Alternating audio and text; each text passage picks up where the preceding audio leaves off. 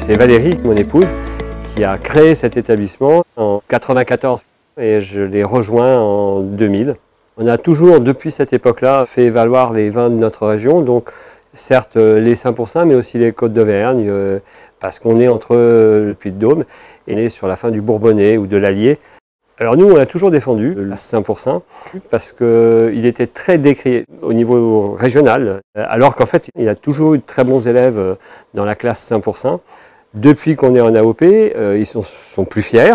Et du coup, maintenant, notre cépage blanc, le tressaillé, on le retrouve sur des très très grandes tables. Au niveau viande, on est très bien lotis, puisqu'on a de très belles volailles. On a le poulet bourbonnais, qui est une vieille race de poulet qui a été justement par Allier Volaille relancée. Et je pense que Valérie va vous faire une sauce qui s'appelle la sauce Duchambais. Alors ça date de l'époque où Madame Duchambais avait obligation d'héberger des Prussiens et elle faisait une sauce au vin. Et un de ses beaux cavaliers lui aurait dit « Madame, votre sauce est très bonne, mais en y rajoutant du vinaigre, vous lui donneriez plus de volume. » J'ai pensé à une volaille à la Duchambais.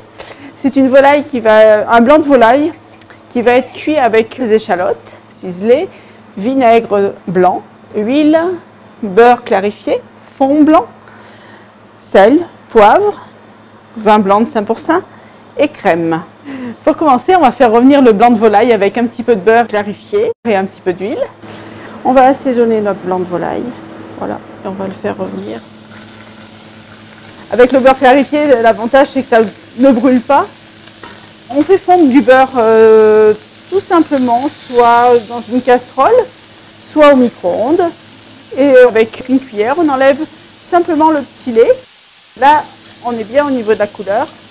Vous avez une coloration, mais ça ne brûle pas. Ensuite, on va rajouter nos échalotes ciselées.